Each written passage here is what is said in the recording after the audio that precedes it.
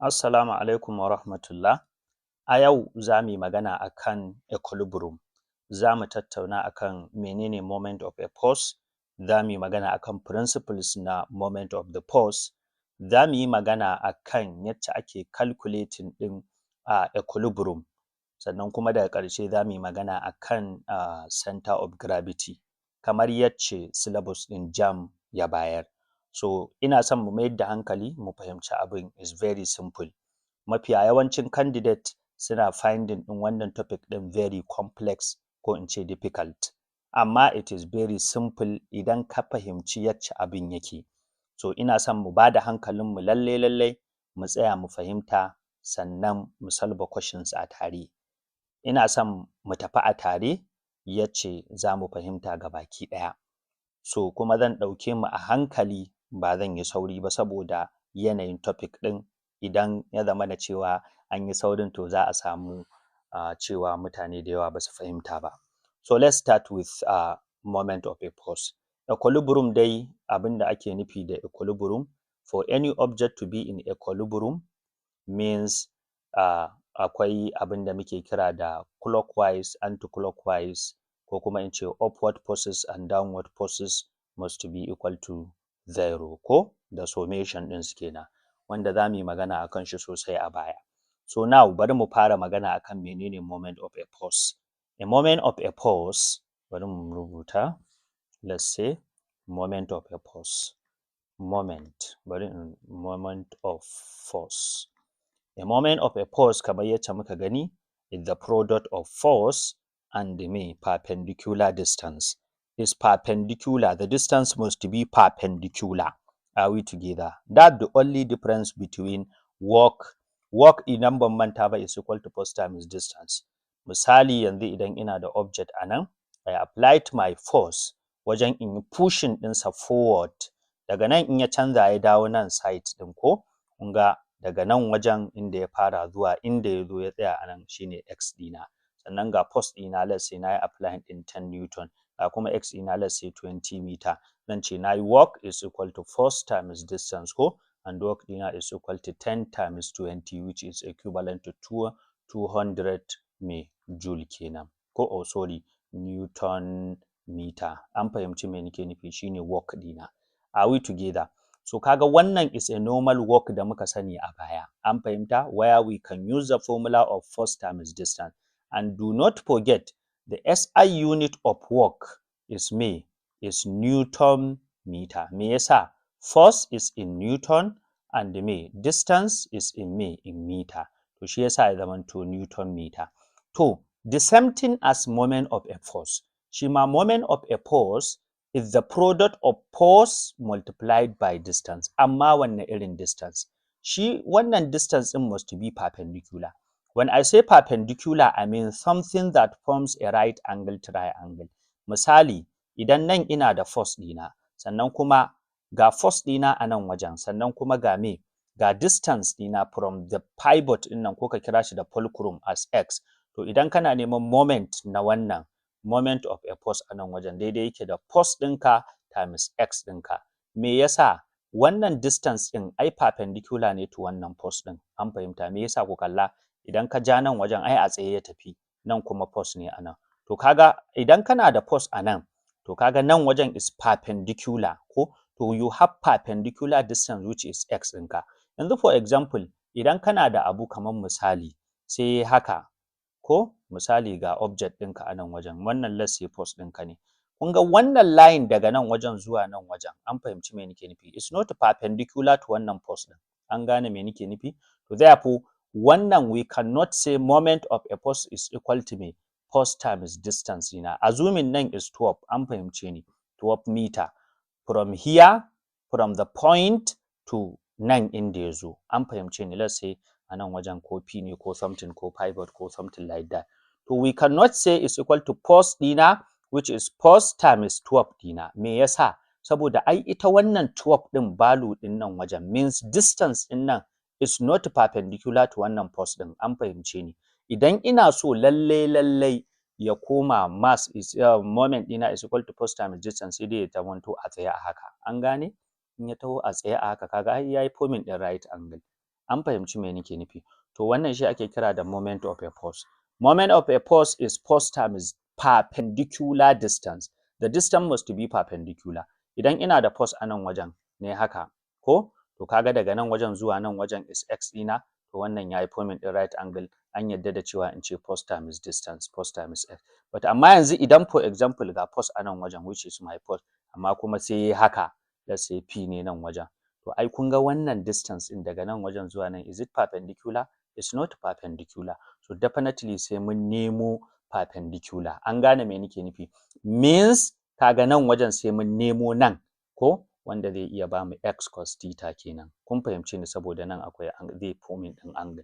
An gane me nake nufi? So za mu yi bayani, za mu ga example yacce ake solvawa a gaba. An fahimci me nake nufi? So wannan kenan. So now let's take example. Yanzu for example idan muna da let's say force, kalla ga force a nan kuma ga perpendicular distance, ko? To kaga moment ɗina is equal to force times distance. An fahimce ni?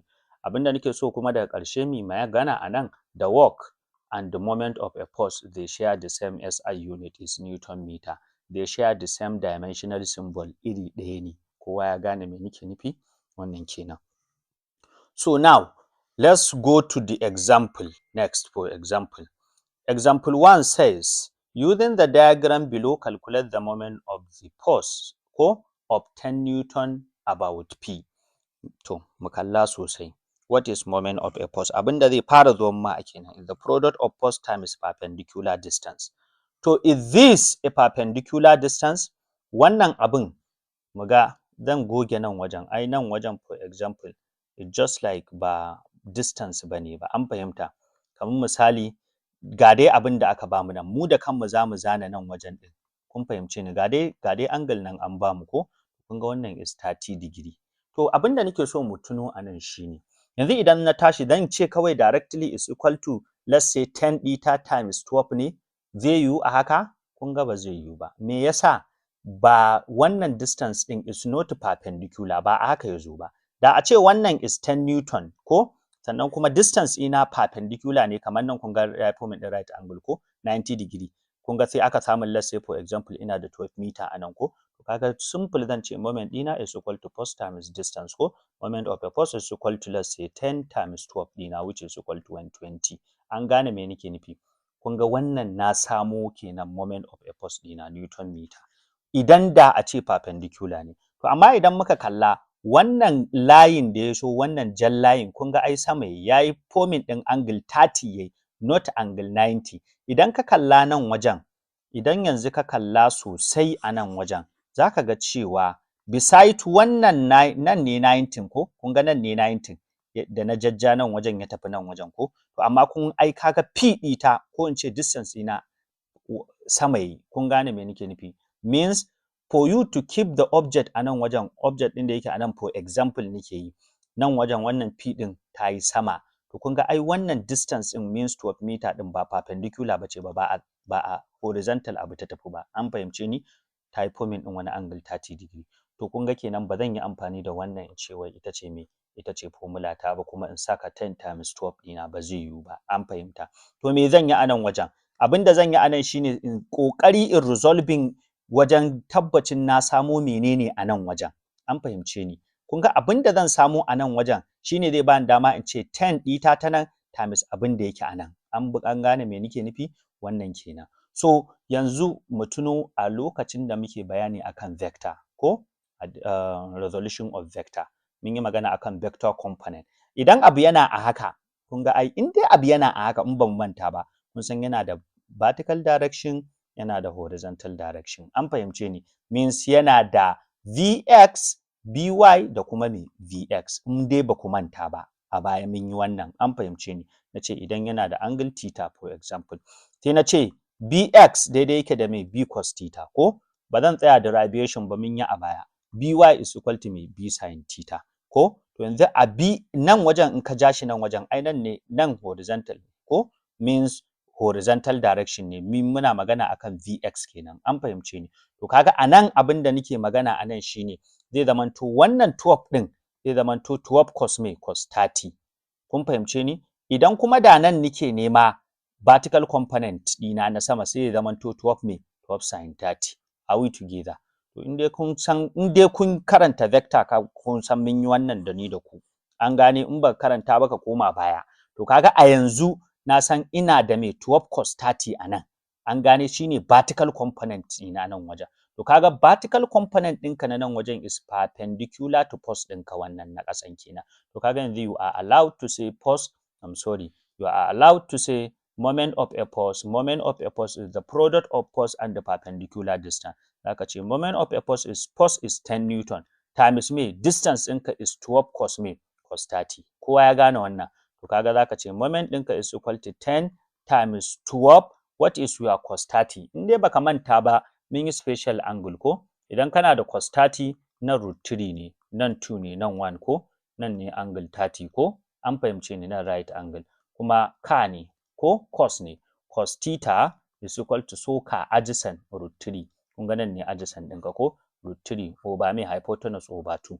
To kaga cos 30 is root 3 over 2. Cos 30 is root 3 over 2. To kaga anan zaka zo ka ce kana da times root 3 over me over 2. Kowa ya gane wannan. To kaga 2 here za ta shiga so ɗaya, 2 here za ta shiga so nawa? So 6.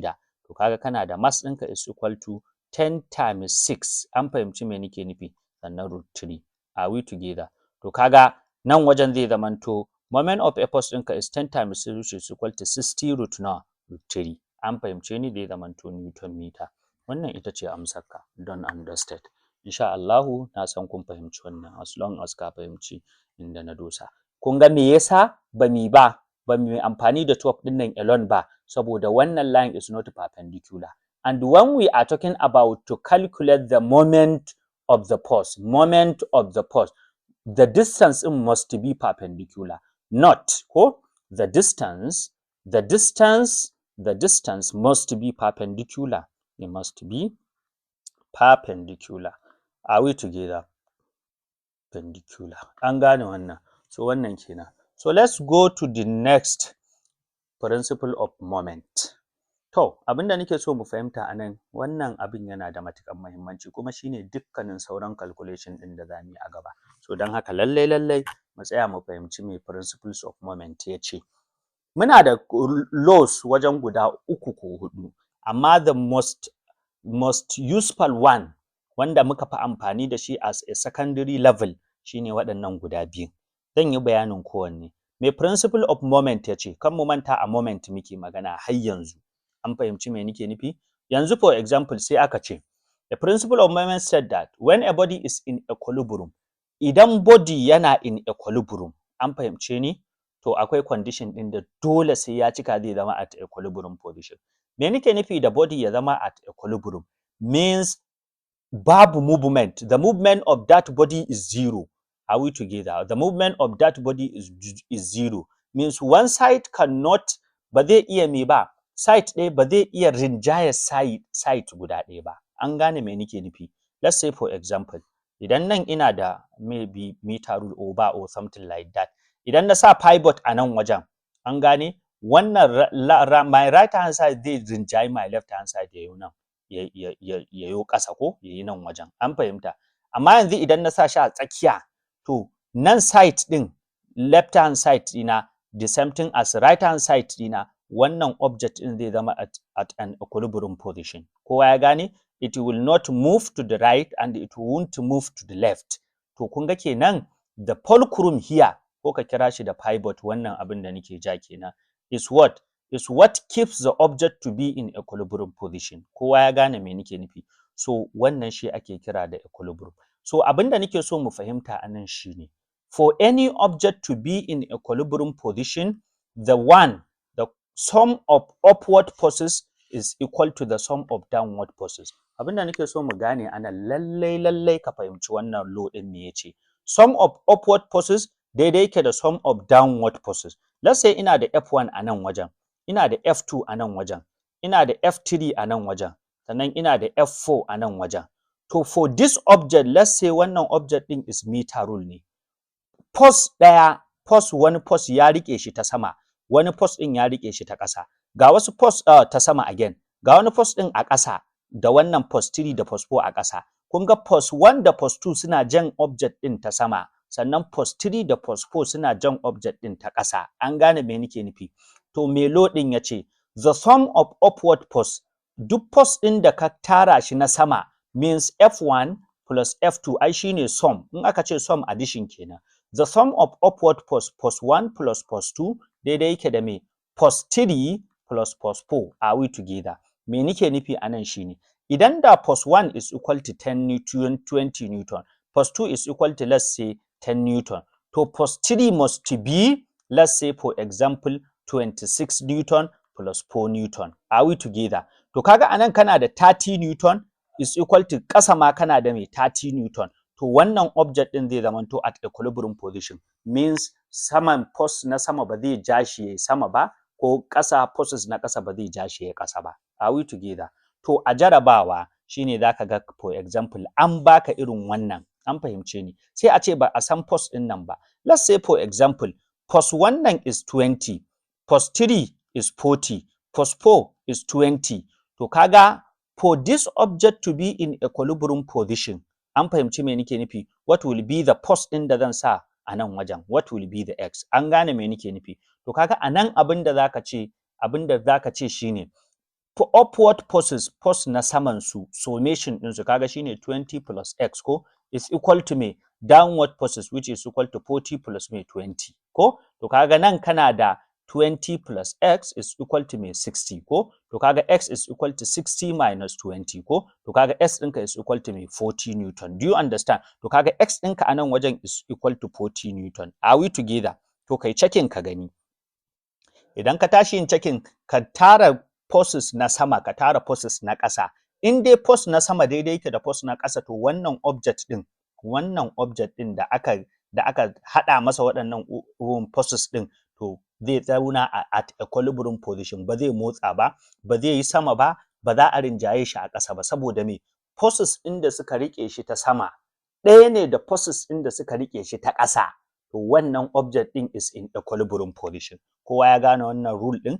Rule na farko, kun ga idan yanzu ka kalla ma da kanka, zaka ga cewa yanzu 20 plus 40 me zai baka? Ba 60 ba? To 40 plus 20 shi ma ba 60 ba? To kaga kana da 60 sama kuma a ƙasa ma 60. To object ɗin sama, post ɗin sama ya rike shi at 60, post ɗin ƙasa ma ya rike shi at 60. To kaga dukkanin su at 60 suka abin nan ɗinsu, to definitely wannan object ɗin zai zama at equilibrium position. Ko ya gane wannan? Very good. Wannan shine rule na farko.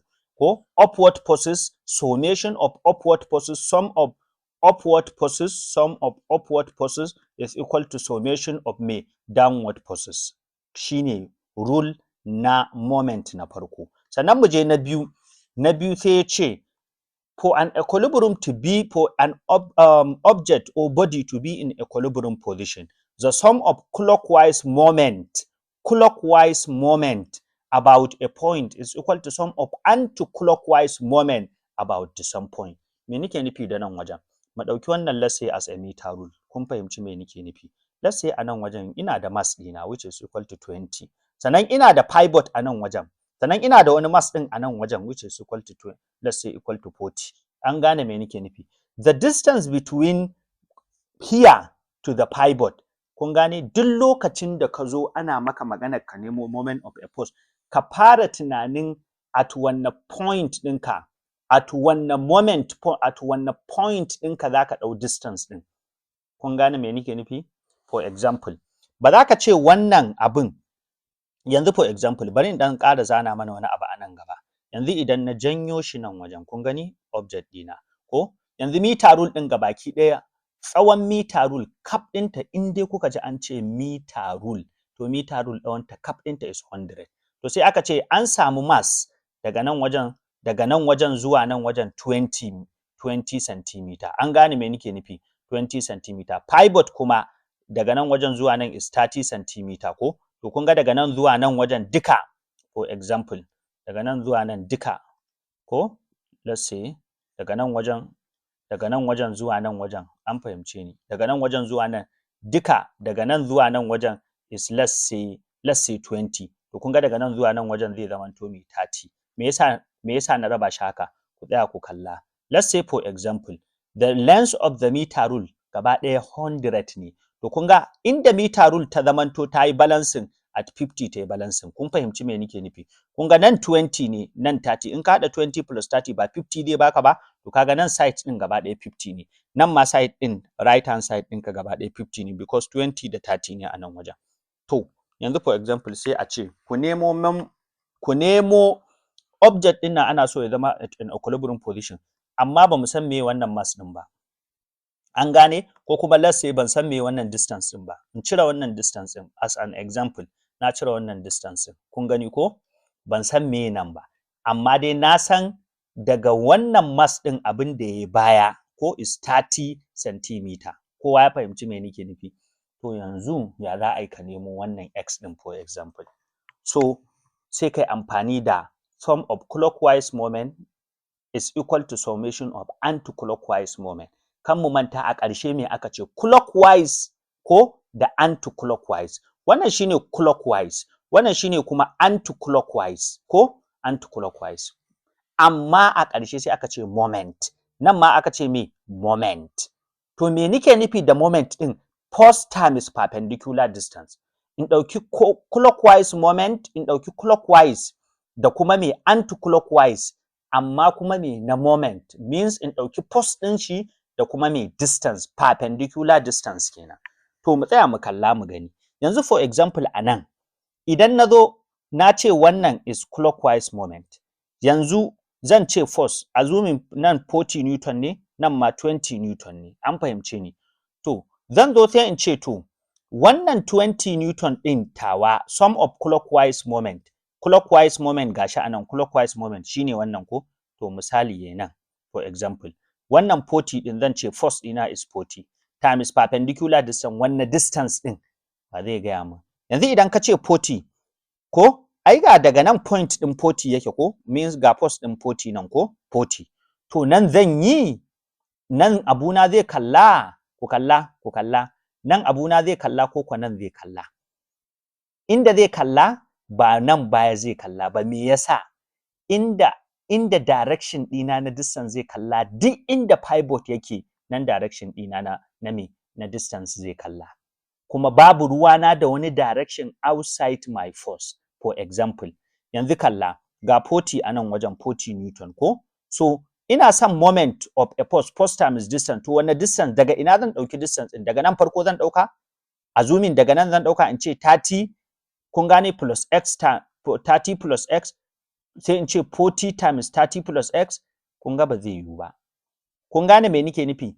To, ya ake ganewa daga inda zaka ɗauka ga 40 nan wajen 40 Newton, daga nan wajen point ɗinka ya fara ko? To nan zai yiwu. Babu ruwanka da abin da yake a bayan nan. Kun gane me nake nufi? Ba ruwanka da abin da yake a baya. Nan wajen ya zama nothing. Ba ruwanka da nan distance ɗin bayan nan, babu ruwanka da shi. Me yasa? Saboda it is outside moment ɗinka. Me yasa? Saboda wannan 40 Newton ɗin ga ta force, to ina distance ɗinta daga inda 40 Newton ɗin ya fara? Ai daga nan ya fara, to ina distance ɗin shi? Inda pivot yake ko? To kaga wannan daga nan wajen zuwa nan shine mai x ɗinka. To kaga in na tashi abuna zan ce ina da 40 times x. Kun fahimci wannan? 40 force times distance ina x. Kun ga 40 times x. Kun fahimci me nake nufi? Akwai wani clockwise moment ɗin? Babu wani clockwise moment ɗin, shi kaɗai ne. To tunda shi kaɗai ne, kun ga ba zan ce in yi adding ba. Kun gane? To tunda clockwise moment ɗina shi kaɗai ne, to kawai sai in ce to is equal to anti-clockwise moment. Ina anti-clockwise moment? Ga anti-clockwise moment. Wa zai gaya min? Nan waje zai kalla inda ba pivot, ko ko nan zai kalla inda yake da pivot? The answer is inda yake da pivot zai kalla. An fahimce ni? To kaga zan ce force ɗina is 20 Newton, na sani. To kaga zan ce 20 Newton times me? Distance ɗina. Zan haɗa da wannan 2 centimeter ɗin ne? An gane? Zan ce to 20 times 2 20 centimeter ta bayanta, ko zan ce 20 times 30 centimeter. The answer zai zamanto times 30 centimeter. Me yasa? Saboda ai daga post ɗin nan inda yake, kun gane post ɗin wannan, which is 20 Newton. An fahimce ni? Times perpendicular distance. Ina perpendicular distance ɗin? Gashi nan wajen to the pivot. Kun gane? To wherever the pivot is located, that is your distance. An gane me nake nufi? That is where your distance is. Kun gane me nake nufi? Kun ga kenan babu ruwana da wannan 20 centimeter ɗin ta bayanta, ko?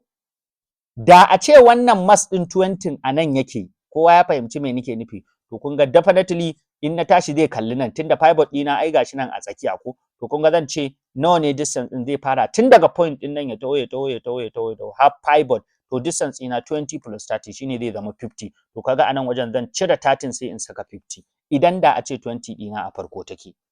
To amma mass ɗin da aka sa ko in ce force ɗin da ya zo sai da ya tsallake 20 cm sannan aka sa shi. To kuma daga inda mass ɗin yake zuwa pivot is 30 cm, to da 30 cm nan kaɗai zan yi amfani. Saboda shine product of force times kuma perpendicular distance from the line of point.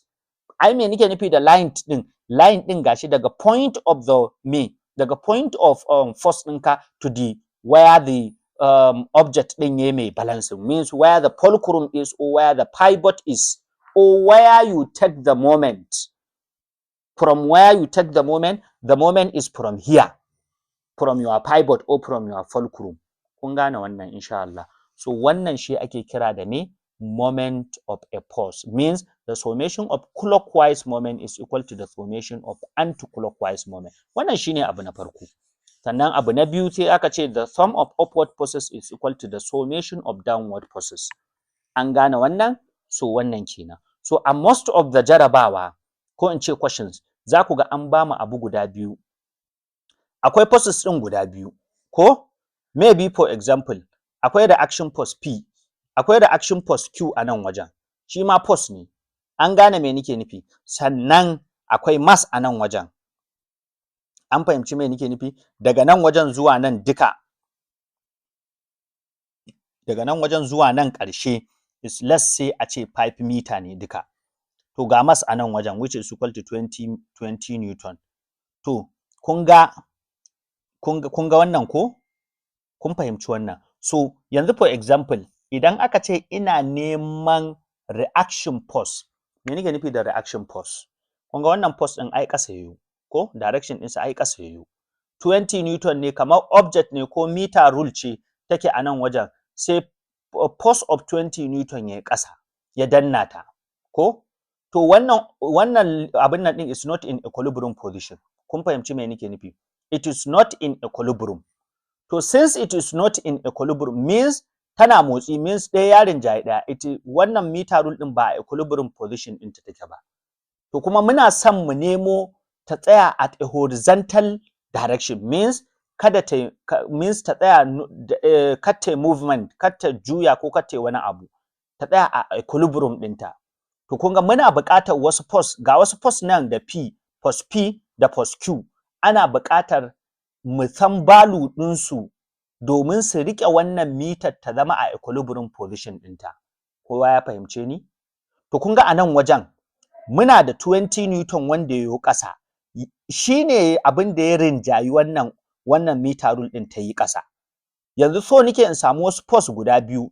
Me force P yake nufi, me force Q yake nufi. Idan na samu force P na samu force Q, to lallai wannan object ɗin meter nan wajen, kun gane me nake nufi, za ta zamanto at equilibrium. To ya zan yi kenan? To kun ga a daidai nan wajen abu biyu muke dealing da shi, means moment biyu muke dealing da su. Na ɗaya muna dealing da sum of upward forces is equal to sum of downward forces. Na biyu muna dealing da summation of clockwise moment is equal to summation of anti-clockwise moment. To ku tsaya mu salba wannan ku gani yacce abin zai kasance. To idan kaga irin wannan kana da forces guda biyu a sama, ko kana da wani forces ɗin guda ɗaya, to kana neman kuma forces ɗin waɗannan forces ɗin na sama. To abu na farko fara saka equation ɗinka. Fara saka sum of upward forces, zaka ce P. Upward forces guda biyu ne, da P da Q ne ko? P plus Q ko? An gane sum of upward forces, kaga na summing ɗinsu. Force na P plus force na Q daidai yake da mai sum of downward forces.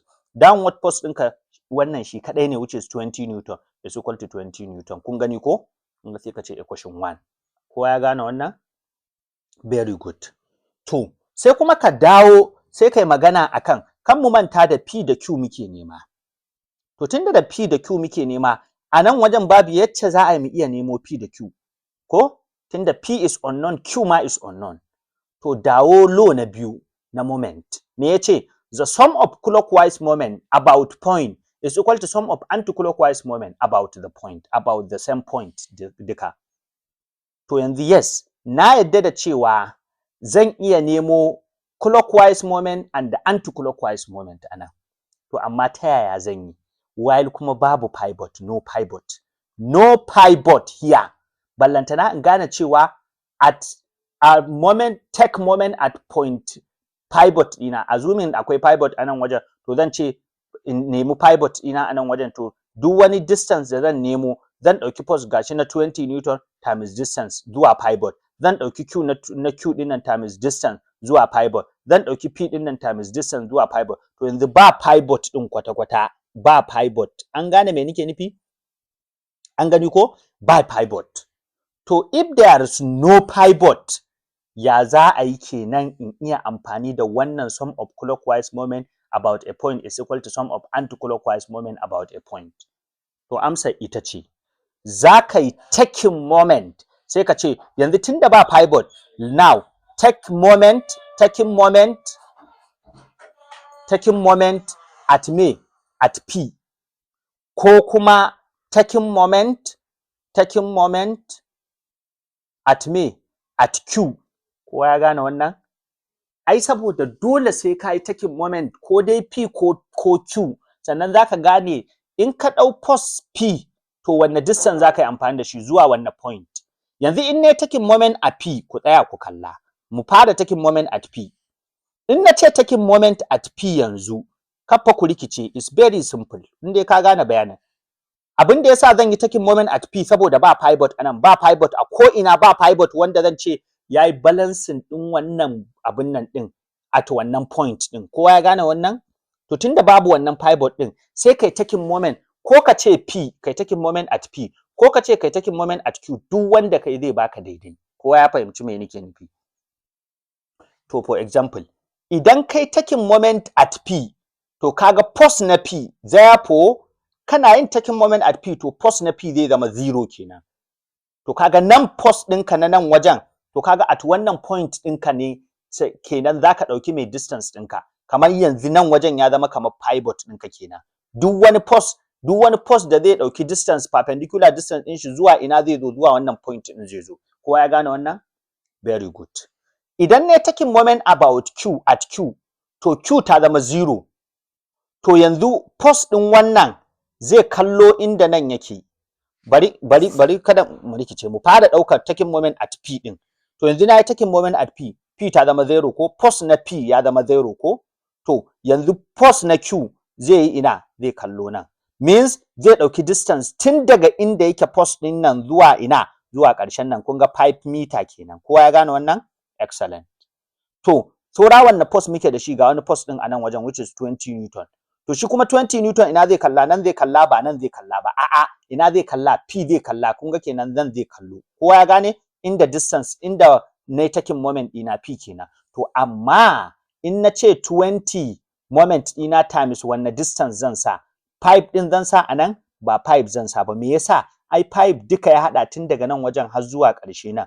To shi kuma mai 20 Newton ina zan sai na nemo distance inda yake daga nan wajen, daga point ɗin wannan force ɗin zuwa ƙarshen point ɗin nan, let's say is equal to 2 meter. To kun ga nan wajen, daga nan wajen zuwa nan wajen zai zama to is equal to 3 meter. Amma complete dukan shi is equal to 5 meter. An fahimci me nake nufi? Kun gane me nake nufi? To kaga idan zan ɗauki for 20 Newton zai kalli nan, kuma ba zai kalli nan ba. Kun fahimci me nake nufi? Ballantana in ce zai kalli nan, saboda me? Saboda ai na yi taking moment akan P. To kowanne force zai yo kan P, zai yo kan point P inda na yi taking moment ɗina.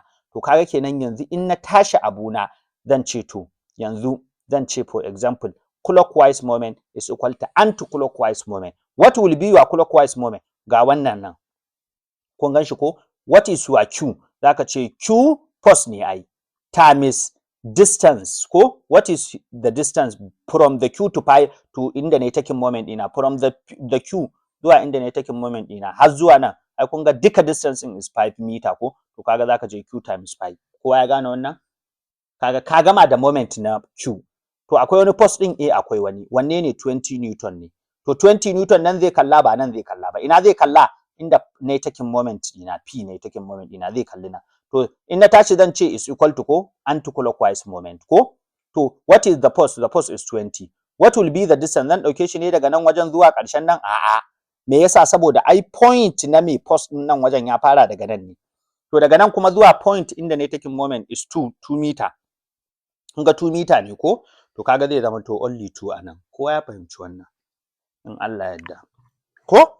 So now sai ka zo sai ka ce to q times 5 me zai baka? Zai baka 5q ko?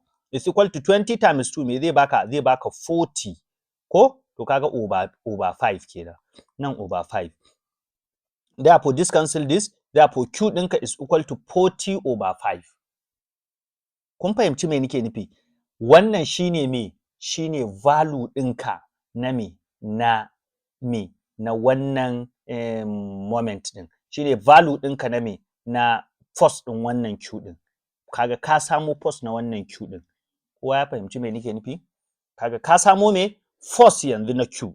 Ka samu force guda ɗaya. Saura wanne kuma? Saura force na biyu. Allah ya sa mun fahimta. So yanzu idan zaka nemo force na biyu me zaka yi? Tunda kana da force na ɗaya which is 40 divided by 5 ya baka 8 kenan. Nan wajen 8 zai baka ko? An fahimta? To kaga force ɗin q ɗinka is 8. Do you get my point? To mu tafi nemo na p yanzu.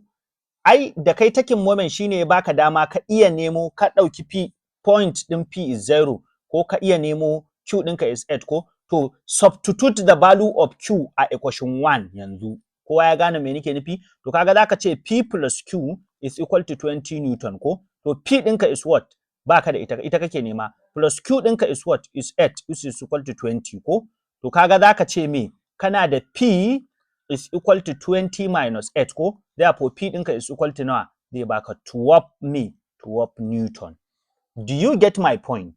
Very good. To kaga yanzu ka samo p ka samo q. To inda zaka gane kai daidai shine ka ɗauki p ka ƙara da q zai baka upward forces ne daman waɗannan ai p plus q ɗin. Su ne da p da q ɗin nan shine p plus q shine p ɗinka is 12. Kaga is 12 ko? Plus q ɗinka is 8 ko? In ka haɗa nan ba ya baka 20 ba? To kuma I is equal to downward forces ɗinka. Kuma downward force ɗinka nan wajen is 20 newton. Kaga kai daidai kenan. Wannan object ɗin now zai zama to in equilibrium position saboda upward force is equal to downward force. To ya ake ciki? Ya ana ganewa? Ya ne ko? So this is very simple abu. An fahimce ni. But amma when there is a pivot, an gane me nake nufi?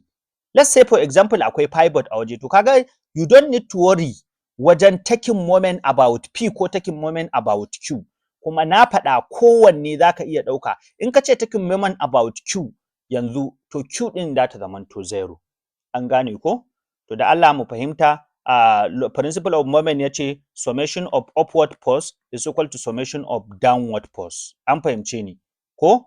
Very good. Shine na bada example idan ina da forces haka a nan wajen force 1 ko x1, x2, x3 and x4.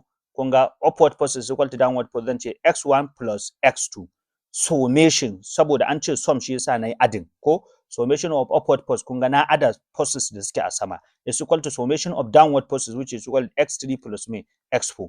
To in dai wannan nan side din ya zama nan side din to object din da aka rike to zai zama in equilibrium position. Wannan shine na farko.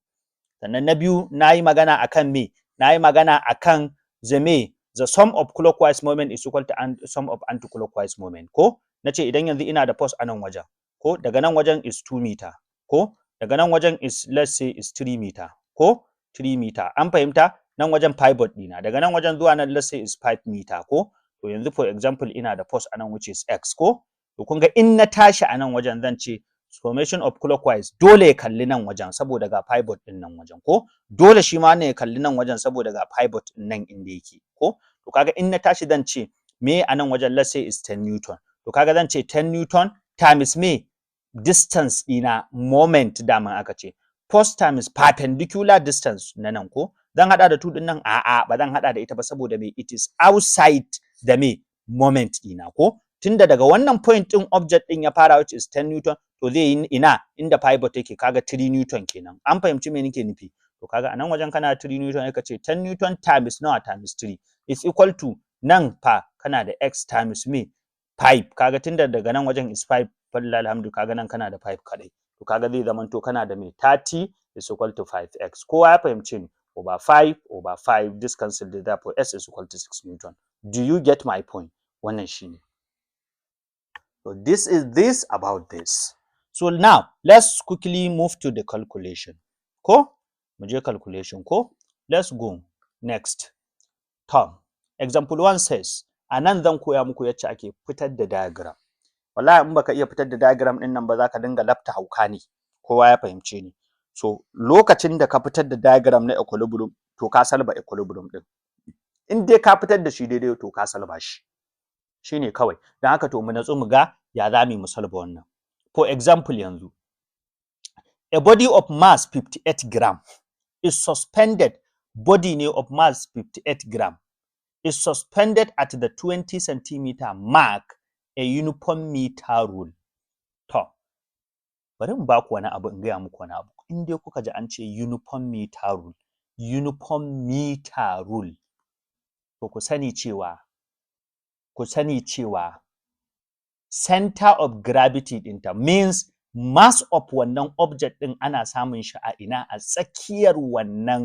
tsakiyar object ɗin zan sake maimaita in ba ku fahimta ba idan kuka ji an ce uniform meter rule ai wannan ita ce meter rule ɗin ko duka length ɗinta ai is 100 haka ne ko 100 centimeter an fahimce ni to kuna ji an ce uniform meter rule ku gane cewa in dai kana son uniform meter rule aka ce to means mass ɗin wannan object ɗin means mass na wannan meter rule ɗin an fahimce ni ana samun shi a tsakiya a 50 centimeter an gane me nake nufi a 50 a tsakiya kenan a 50 centimeter dan ƙara maimaita yanzu idan an bamu object ɗin nan sai a ce nemo nauyi ko weight ko mass ko weight na wannan meter rule ɗin to in dai aka ce in nemo mass na wannan meter rule ɗin to na san a nan ɗina zan saka mass ɗina means a tsakiyar nan wajen zan saka mass ɗina mass ɗin nake nema means a 50 centimeter ai take balancing kan mu manta mana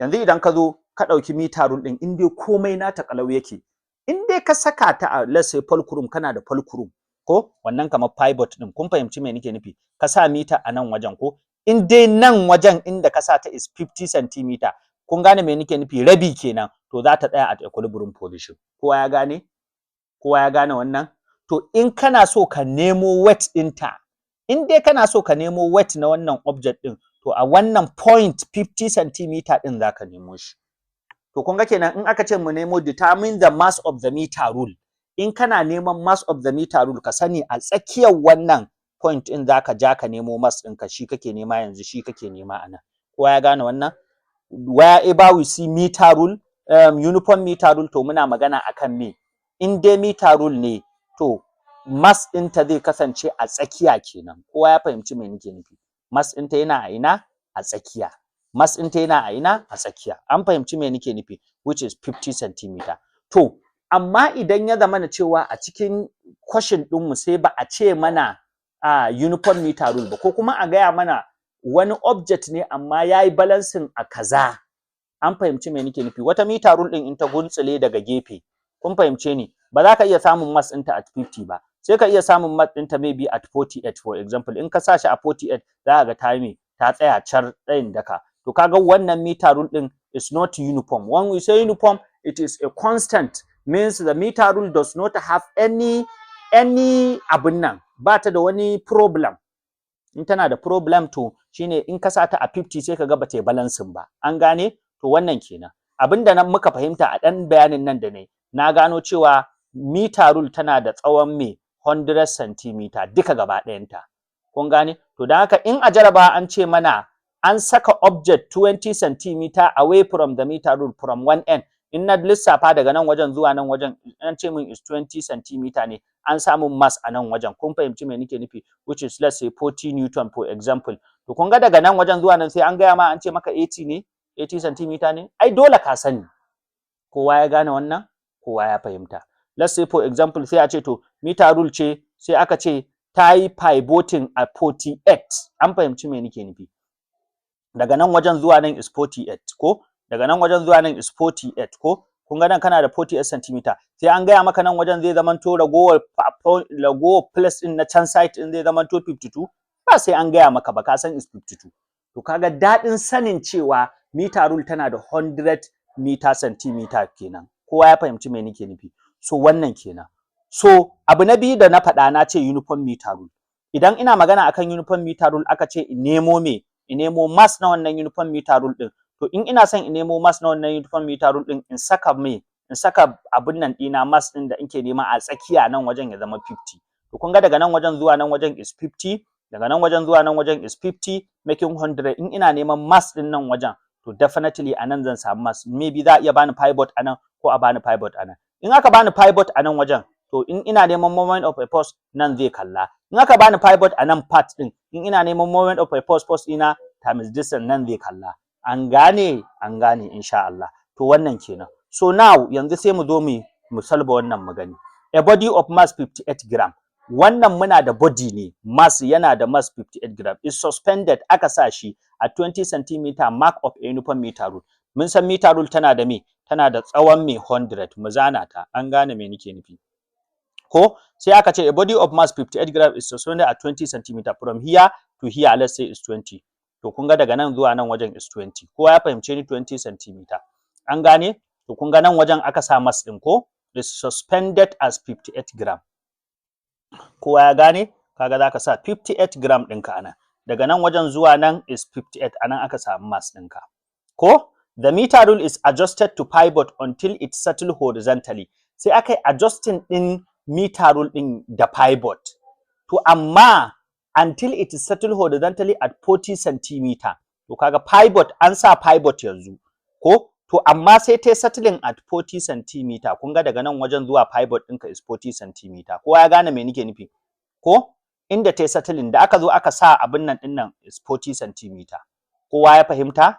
Kowa ya fahimta ko? To yanzu da aka sa pivot ɗin nan da aka yi adjusting sai ta settling ko da aka sa mas 58 sai ta zamanto is not in equilibrium position ko? Ɗaya zai rinjaye ɗaya. To sai aka dinga adjusting ɗin meter ɗin da aka zo daidai 48 daga farkon nan wajen zuwa 48 ɗin nan sai meter rule ɗin ta yi balancing at 48 cm sai ta yi adjusting ta yi settling at horizontal, ta tsaya a tsaye a horizontal direction at the 40 cm ma. Sai aka ce determine the mass of the meter rule. Kun ji? Mass of the meter rule ake nema. Mass, nauyin meter rule ɗin. Na faɗa mana cewa tun anan ka san uniform meter rule ce. To tun da uniform meter rule ce, a ina za ka samu mass ɗinka a center, means a 50. Kun gane me nake nufi? Kun ga in nan 40 ne, to kun ga daga nan wajen zuwa nan wajen is nawa? Is 10 cm. Kowa ya gane? To 40 plus 10 is 50. To kuma a nan 15 za ka samu mass of the meter rule. Me yasa a nan 15 za ka samu mass of the meter rule? Kan mu manta a nan gaba can wajen, kun ga yanzu can wajen ina da 50 meter kenan. In ka haɗa 40 plus 10 is 50, 50 plus 50 is 100. To amma mass ɗina inda zan gane a nan zan sa shi saboda an ce uniform meter rule ce. To for a uniform meter rule, in dai kana neman mass na uniform meter rule, to a tsakiyar wannan meter ɗin za ka saka mass ɗinka ka je ka nemo shi. Kun ga anan na saka shi, zai zamanto a 50 kenan ko? To kun ga saboda ai daga nan wajen zuwa pivot is 40, to daga nan wajen zuwa nan wajen zai zama 10 kenan. Kaga 40 plus 10 is 50, to a 50 distance ɗin nan zan saka mai mass ɗina, a nan zan iya samu mass na wannan meter rule ɗin, wannan meter rule ɗin wacce na sa. Ya kuka gani? An gane me nake nufi? To now, me nake so? Mass nake nema. To tunda mass nake nema, ku kalla, zan yi amfani da upward forces is equal to downward force? A'a. Me yasa? Ba ma upward forces ɗin, ku kalla, ai ba upward forces ɗin. Ko? To tunda ba upward forces ɗin, me nake nema yanzu? Ina neman mass ne. Kun ga amfani da the moment of a force. Ko? Clockwise moment is equal to anti-clockwise moment. Amma ina pivot ɗina? Ga pivot ɗina. To pivot ɗina in na tashi nan zai kalla ko clockwise, wannan kuma shi ma nan zai kalla tunda pivot ɗin anan yake. Kun fahimce ni? To amma mu sani, yanzu idan na tashi na ce 58 gram ɗin nan, kun fahimci me nake nufi? Zan ce 58 gram, in fara da 58 ɗin, ko kuma in fara da mass ɗina. Mass ɗina, sum of clockwise moment, bari in rinka rubuta. Yanzu for example zan ce summation of clockwise moment is equal to summation of anti-clockwise moment ko. To what will be the clockwise moment? M ko. To zan ce summation of clockwise moment kan manta M times M din is a force ko times summation of mass times distance dina. Wannan distance daga nan point din zuwa pivot zuwa ina zuwa nan. Kun ga inda pivot din yake. To kun ga distance daga point dina zuwa pivot ai 10 ne. To kun ga zan sa 10 a nan wajen. Kowa ya gane wannan? Very good. Akwai wani irin wannan clockwise din? Akwai wani post din irin wannan clockwise din? Babu. To kaga sai in ce is equal to. To what is your anti-clockwise moment? Ga anti-clockwise moment ɗinka a nan wajen. Ko? To shi ma force ɗinka which is 58 gram. Kun fahimci me nake nufi? Kan mu manta wannan in centimeter ne zan iya converting din shi koma in meter, in normal meter ko? An gane me nake nufi? Zaka iya converting din shi koma in normal meter. Idan abin nan ɗinka amsoshinka a meter aka baka, in a centimeter aka baka ka sa shi a normal 10 din shi. In a kuma meter aka baka ka sa shi a normal me? A normal meter din shi kai converting din shi koma divide by 100. Min 10 din nan za ta koma 0.1. An gane me nake nufi? Kowa ya gane? So mu bar shi a 10 din for example yanzu. To mu tafi nan 58 gram. Kun ga zan ce yanzu ina da 58 gram ko 58 pos ko times. An gane me nake nufi? To distance ina daga nan ya fara, nan zan yi in ina neman distance zan sa times 20 ba zan sa times 20 ba. To what is will be the distance from here to here? Allah ya sa mun fahimta. An gane ko? To kaga from here farko nan wajen to ƙarshen pivot is 40. To from here to here is 20. To kaga 40 minus 20 nan zai baka 20 shi ma. Kun gane me nake nufi? 20 centimeter. Are we together? To kaga daga nan zuwa nan wajen is 20. To kaga zai zama 58 times 20 kenan. Allah ya sa mun gane. A centimeter ake zan iya mai da shi ya koma mita 0.2 kenan. To amma mu bar shi a haka. Kowa ya gane wannan? To kana yin fa haka ka gama. To zaka ce nan kana da 10 capital M mass ɗinka. Is equal to me. Zai zama to nan kana da 58. Are we together? Zai zama 58 times what? Times 20. Ka kana da 1160. Ko? So you are looking for M divided by 10. For M divided by 10. This cancel this. Therefore, capital M ɗinka is equal to this cancel this. Abinda zai baka 116 gram. Do you get my point? To kaga mass ɗinka na wannan abin nan ɗin, mass ɗin meter rule ɗin a wannan point ɗin is equal to me 116 gram. Allah ya sa mun gane me nake nufi. Zai baka nawa? 116 gram. Kun fahimta? 116 gram zai baka. Kuma in kana so ka tabbatar in kana da 116 gram a nan, wannan object ɗin zai zama at equilibrium, sai ka dawo ka ce mass ɗin, ina so in proving mass times 10 ɗina, clockwise moment is equal to 58 times nawa? Times 20 ko? Me na samo mass ɗina ba 116 na samo ba, samun 116 ita times 10 ɗina. Can sama, can kuma sai ka sa 56, 58, nan ma can sai ka danna 58 times 20.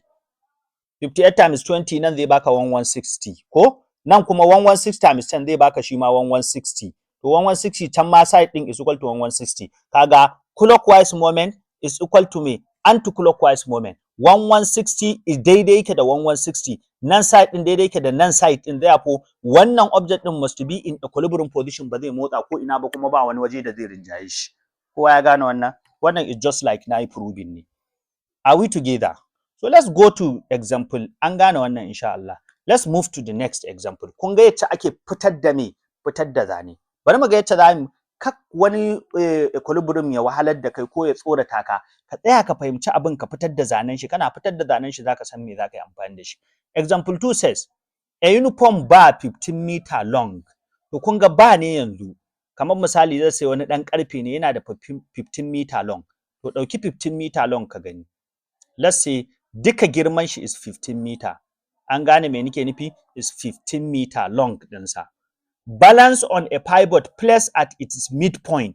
At its midpoint, to kun ga yayi balancing a tsakiya kenan. An sa pivot kenan yanzu ko? Yayi balancing. To tunda yayi balancing, in raba shi mana. Dan iya raba shi. Abinda nake nufi da in raba shi shine nan na san duka 15 ne ko? To kun ga nan wajen daga nan wajen zuwa nan wajen in tsaga nan wajen, kun ga nan zai baka 7.5 meter ko? Nan ma zai baka 7.5 meter. Kowa ya gane wannan?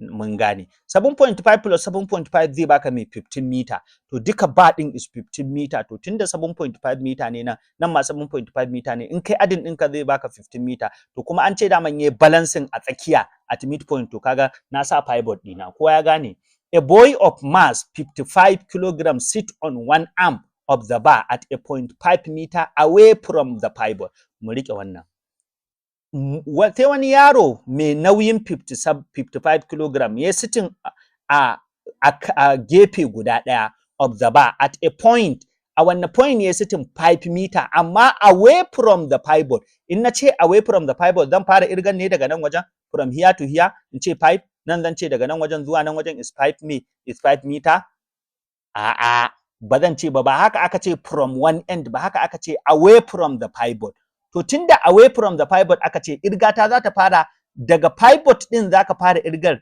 ga pivot ɗinka nan wajen ya tafi away ya taho nan wajen ko away from the pivot an fahimci me nake nufi 5 meter long kun ga nan 5 meter kenan ko to kun ga daga nan wajen mass din yaron zai zamanto daga nan wajen zuwa nan wajen is 5 meter to kun ga definitely mass din yaron yana daidai nan wajen in sa mass din shi mana a nan wajen zai zamanto 55 kg ko kowa ya gane wannan away aka ce from the pivot in aka ce ka fara away from the pivot ka fara daga pivot din sai baya to kaga ka fitar da mass ɗinka sit on one arm of the bar at 0.5 meter away from the pivot what mass can be placed to muna neman mass ina za mu to yanzu ai da yayi me da meter rule din ta yi balancing a rabin length din wannan ko da 15 meter ne ko to an sa pivot 7.5 can ma 7.5 ta yi balance to sai wani yaro sai ya zo ya zauna a gefe ɗaya kaga yanzu meter rule din ba za ta yi balancing ba to sai mun saka wani mass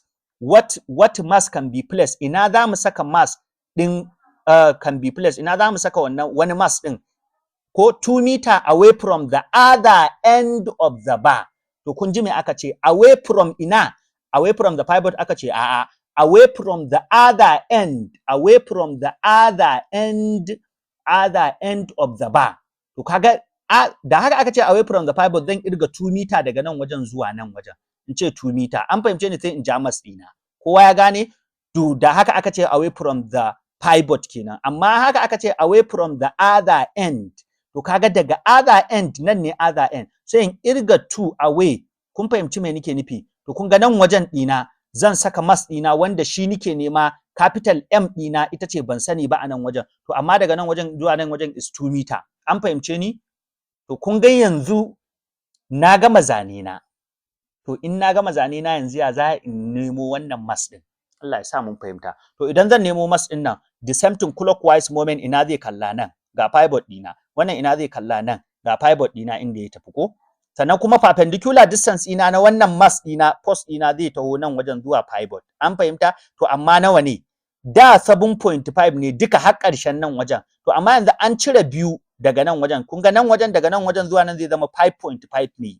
mita kenan Allah ya sa mun fahimta kowa ya gane to da a nan wajen duka daga nan zuwa nan wajen is 7.5 to yanzu an cire 5 meter to kun ga nan wajen a nan wajen daga nan wajen zuwa abin da ya baya is 2 meter only zai baka da shi kuma ba ruwanka da shi saboda perpendicular to the point ne distance mu zuwa mai pivot dina nan ma haka to kaga yanzu in na tashi zan ce mass dina sum of clockwise moment shi zan ƙara yi a nan wajen an fahimce ni summation of clockwise moment is equal to me summation of me anti-clockwise moment are we together to what will be your summation of clockwise moment ɗinka a nan are we together yanzu for example idan kana neman summation of clockwise moment dan yanzu ga clockwise moment ɗinka ga anti-clockwise moment ɗinka ko to mu fara da me summation of clockwise mass ɗinka mass times me what will be your perpendicular distance is it 7.5 no is it 2 no your distance from the point to the pivot is what 5.5 zaka ta 5.5 ana is equal to saboda me babu wani clockwise din ballan tana an ƙara cewa in ce sum in sa plus ko babu wani clockwise din an gane me nake nufi to yanzu abin da zan yi sai in ce is equal to kawai na gama da clockwise yanzu in tafi anti clockwise 55 ko to zan ce 55 are we together times what perpendicular distance is it 7.5 no is it 2 meter na nan wajen no Is it 5? Definitely is 5 saboda daga nan wajen zuwa pivot is 5 meter to zai zamanto times 5. That's it. Kowa ya fahimci wannan? So kun ga kenan ka gama da wannan sai ka zo sai ka ce 5.5 times m zai baka 5.5 m. Are we together? Is equal to sai ka ce 55 times nawa? 55 times 5 abinda zai baka 275. Are we together? To over 5.5. Are we together? Nan ma over 5.5. Therefore this cancel this. Therefore capital M da kake nema zai zamanto 275 divided by 5.5. Are we together? To kaga a nan wajen mass ɗinka zai zamanto is 50 me? Is 50 kilogram. Are we together? Is 50 kilogram. To kuma wannan 50 kilogram ɗin ita ce anan. Kana so kai proving? Ina son improving. Ɗauko wannan da wannan ɗin ka sa su. Zaka ce min M times me 5.5 is equal to me? Is equal to 55 times 5 ko? Samin M ɗita me na samu 50 na samu times 5.5. An fahimci me nake nufi? Can kuma is equal to 5.5 times 5. Are we together? Sai ka danna min ka ce min 50 times me 5.5. An gane zai baka nawa? A nan wajen zai baka 275. Sai ka danna min nawa? 5 times me 5 times 5 abinda zai baka shi ma nan wajen 275. Therefore clockwise moment daidai yake da anti-clockwise moment. Object din yanzu zai zamanto in equilibrium position. Wannan object din zai zama in equilibrium position. Kai proving. Do you get my point? An gane ko? So wannan kenan. Let's go to example 3 insha Allah. Again, the meter rule is found to balance horizontally at the 48. To kun ji anan kafin a ɗora mata mass na komai meter rule ɗin ta yi balancing at 48. To kun ga meter rule ɗin ce is not uniform, maybe ta ɗan samu problem. Da aka sata at 50 ɗin sai ta yi balancing, amma da aka sata a 48 sai ta yi balancing. To daga nan wajen zuwa inda ta yi balancing yanzu is 48. Are we together? 48 centimeter mark. An gane? When a body of mass 60 gram is suspended at the 6 centimeter mark. To kun ga at the 6 centimeter mark ba a ce away from the pivot ba, tunda ba a ce away from the pivot ba za ka irga 6 centimeter kenan. To kaga daga nan wajen zuwa nan wajen sai ka ce min 6 centimeter. To sai ka ce mass ɗinka is what? Mass ɗinka is 60 gram. An fahimce ni? To sai ka zo nan wajen sai ka samu 60 gram ɗinka. Kowa ya fahimta? Kowa ya fahimci me nake nufi? Good. To sai ka dawo sai ka ci gaba da bayani. The balance point is found to be at 30 centimeter mark.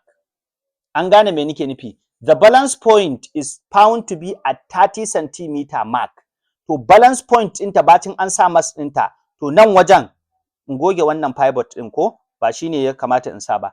Ta yi balancing at 40 centimeter. Na san ta yi balancing at 48 centimeter ko? To yanzu balance point ɗina ta yi balancing at 30 centimeter ko? To kaga zan zo in saka pivot ɗina at 30 centimeter. An gane me nake nufi? Kun ga complete daga nan wajen zan zana wani ɗan ja a nan wajen tsakiya, daga nan wajen zuwa nan wajen kun gane shine 30 centimeter. An fahimci me nake nufi? Shine 30 centimeter. Inda ta yi balancing kenan. Are we together? Sai aka ce calculate the mass of the meter rule. To Allah mun gode. Abin da yasa na ce haka saboda tunda ka gano cewa ita meter rule ɗin farko da ta tashi balancing ɗinta at 48 centimeter take, to kun ga is uniform ce, amma kuma balance point ɗinta as 48 ta tashi, to mass ɗinta a 48 ɗin zaka saka ka nemo mass ɗinta kenan. Ko inda a ce uniform meter rule ce, in kana neman mass na meter rule ɗin at 50 zaka sa, to yanzu at 40 ɗin zaka sa. Kowa ya gane me nake nufi ko? Kowa ya gane me nake nufi? Bari in sake zanen, ku yi haƙuri, na abin nan ɗin zanen ya cakuɗe. Zan sake da kaina. Yanzu for example, mu zana shi a haka. Sorry. Mu zana zanen a haka yanzu for example. Kai, sorry. Yanzu?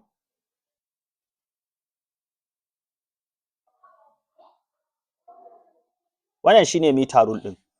Farko an ce ta yi balancing at 48. Daga here to here is 48. Bari in cire wannan, sorry. Daga here to here is 48. An ji is 48 centimeter. Is 48 centimeter. Inda ta yi balancing kenan. Kun gani ko? Inda ta yi balancing nan kenan. kun ga idan da uniform meter rule ce at 50 za ta yi abin nan, kuma in dai at 50 take, kuma in an ce mu nemo mass of the meter rule din a 15 za mu ja mi abin nan. To yanzu in muna neman mass of the meter rule a 48 za mu ja mu nemo mass din mu. Kowa ya gane wannan? Excellent. Sai aka ce horizontally at 48. When a body of mass 60 gram is suspended at the 6 cm mark, daga nan wajen zuwa nan wajen 6 cm ko? Ta taho daga nan wajen zuwa nan wajen, mu sa shi 6 cm. An fahimce ni? Sai aka ce me? Mass of 60 gram ko? An gane daga nan wajen. Tunda ba a ce away from pivot ko something like that, but to zai mun fara irgan mu daga farko. Sai aka ce suspended at 6 cm. The balance point is found to be at 38 cm. To kaga daga nan wajen zuwa nan mai irga 30 nawa? 30 cm. Let's say nan ne 30 cm. An gane, sai aka ce ta yi balancing, sai ka sa pivot ɗinka inda ta yi balancing, bacin ka ɗora mass ɗinka kenan. Kowa ya fahimta? To kaga nan wajen shine 30 cm ɗinka. Kowa ya fahimta? Sai aka ce calculate the mass of the meter rule. Ina zan sa mass of the meter rule ina? Anan a ina zan sa? A inda aka ce ta fara balancing. Ai meter rule ɗin ce a 48 ta fara balancing, to anan zan ja sai in ce in nemo meter mass ɗina na nan wajen. To kaga yanzu me zaka tashi nema nan? Idan ka tashi nan ba upward forces is equal to downward forces bane, shi ma wannan zai yi nan wajen ko, wannan ma zai yi nan, ko ya gane wannan? To kaga wannan zai tafi nan. An fahimce ni? To what will be the distance from this point to here? Ko to daga nan wajen zuwa nan wajen is 30. To in ka cire 6 din nan a 30 minus 6 din nan shine zai baka nan wajen. Kowa ya fahimci me nake nufi? An gane, kaga zai baka 24 kenan. 24 mai centimeter. To kaga shine daga nan zuwa nan. To an san daga nan zuwa ƙarshen nan wajen is 40 ko? To kuma pivot ɗinka gashi anan, shi kuma wannan kana so ka samu mai distance shi ko from here. To idan nan 48 ne, daga nan wajen zuwa nan is 30. To me zai rage maka daga nan wajen zuwa nan wajen? Kuna ganewa? Abinda zai rage maka daga nan wajen zuwa nan, in duka daga nan wajen zuwa nan is 48, ka kuma cire daga nan zuwa pivot is 30. To me za ka ƙara ya baka 48 a nan wajen? In ka ce 48 minus 30 me zai baka? Kowa ya gane wannan? Kun fahimci me nake nufi? To kaga a nan wajen za ka ce nan wajen kana da nawa kenan? Kana da 48 minus 30 ko? 8.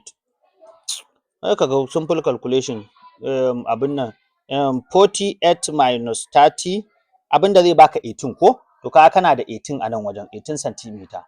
Do you understand? So now you have 18 ko?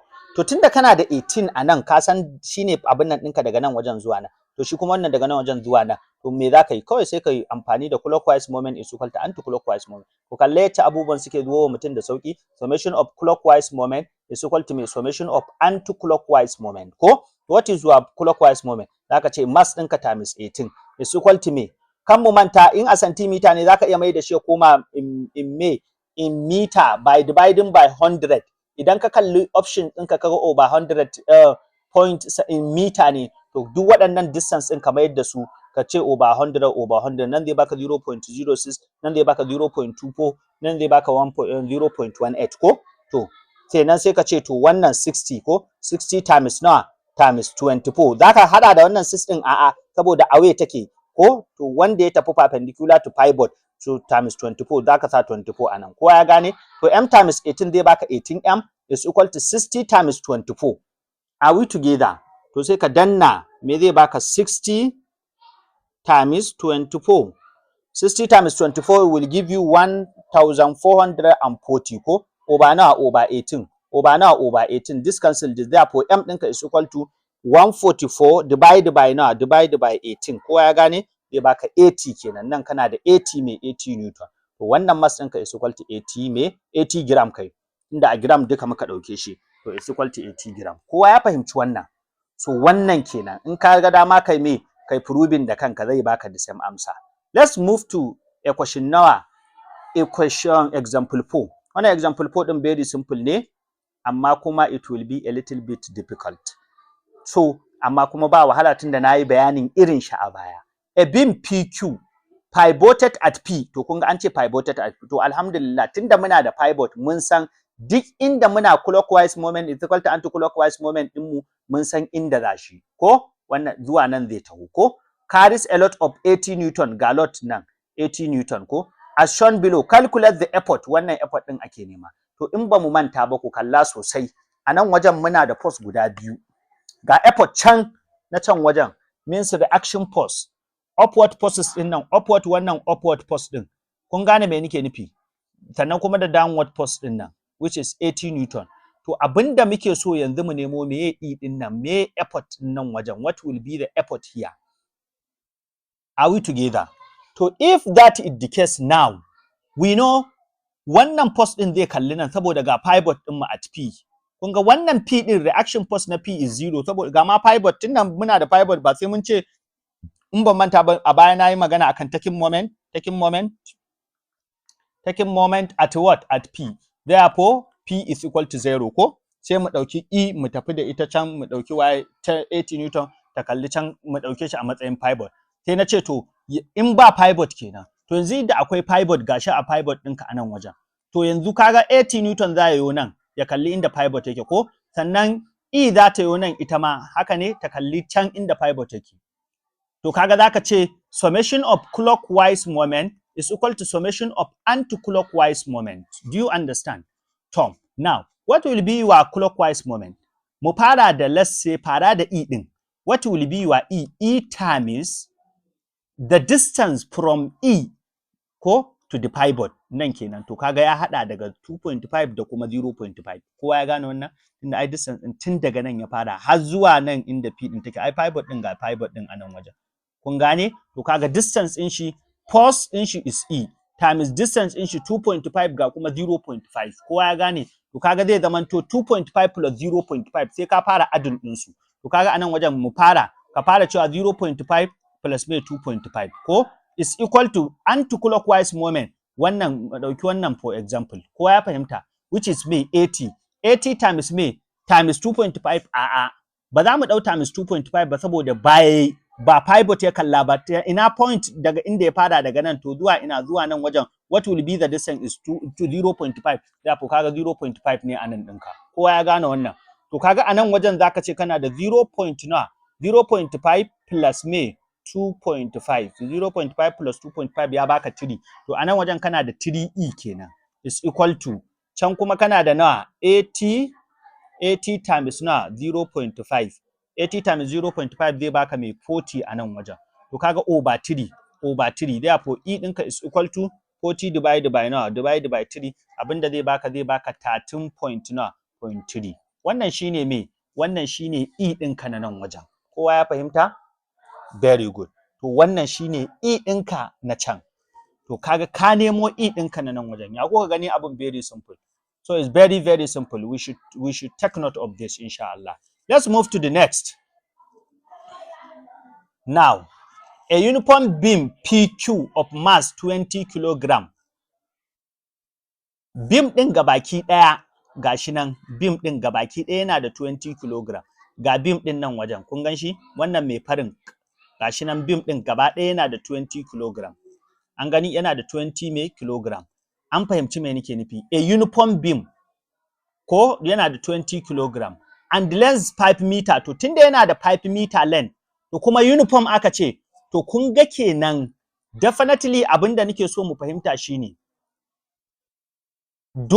doliya mass din shi, wannan mass din shi ya zama a tsakiya kenan. An fahimci me nake nufi? Ko misali nan wajen zai zamanto kana da 20 kg. Ko me yasa? Saboda uniform ne. Tunda uniform ne, kun ga kenan a tsakiya distance din shi, distance din bar din ko distance din bar din is now is 5 meter ko an ce mana is 5 meter gashi can wajen is 5 meter, haka ne? Is 5 meter. Gashi nan wajen an sa mana is 5 meter. To distance in from here to here is 5 meter ko gashi nan na rubuta ko. To kun ga nan wajen zai zamanto daga nan wajen zuwa daga nan wajen zuwa nan wajen zuwa inda mass din ai an ce mana uniform beam. Tunda uniform beam ne to tsakiyar shi definitely muna da 20 kg.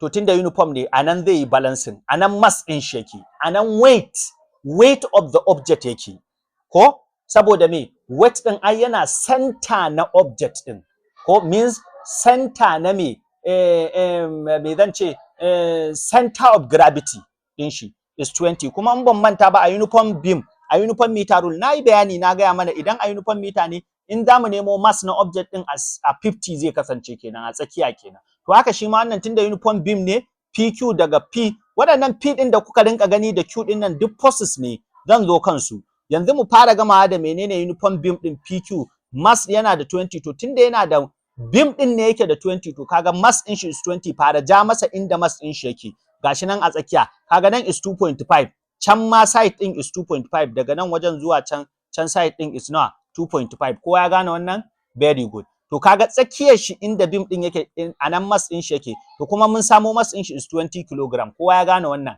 excellent a man of weight 80 newtons stand at M ga M nan wajen sai wani mutum sai ya zo sai tsaya a daidai nan wajen kun gane me nake nufi 80 newton stand at M yayi standing at M ga M din nan ne point na M ko at M such that QM ga Q nan wajen ga M nan wajen QM is 2 meter to kun ga na saka 2 meter nan wajen to kun ga zan zo in saka mass din yaron ko to kun ga zan saka shi a nan wajen kun fahimci me nake nufi weight din shi which is equal to 80 newton kun ga nan wajen kana da nawa 80 newton to tunda wannan ya zo a mass to shi ma wannan mai 20 kg din dole mu mayar da shi ya koma a weight din shi to in kana neman weight is equal to mg ko to kaga mass din wannan is 20 times 10 kenan to kaga kana da 20 times wannan is equal to 200 newton to kaga nan cikin nan wajen shi ma za mu cire shi sai mu saka 200 newton a nan wajen ka fahimci kun gane me nake nufi to kaga nan wajen muna da 200 newton a nan wajen